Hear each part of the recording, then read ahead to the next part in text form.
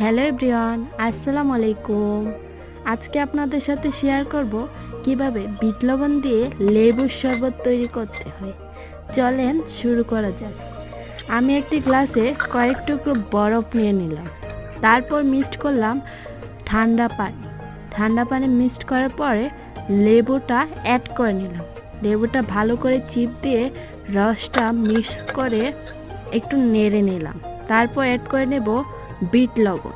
Bit লবণ দেওয়ার ফলে শরবতের স্বাদটা একটু বেড়েই যায়। তারপর 1 চামচ চিনি দিয়ে মিক্সড করে নিলাম। ভালো করে মিক্সড করার পর দেখতেই পাচ্ছেন কি সুন্দর একটা কালার চলে আসলো। এই তো আমাদের শরবতটা হয়েই গেল। আপনারাও চাইলে বাসায় একবার হলেও ট্রাই করে দেখতে পারেন। আমি তো বানিয়েছি, খুবই মজা, অসাধারণ একটি শরবত।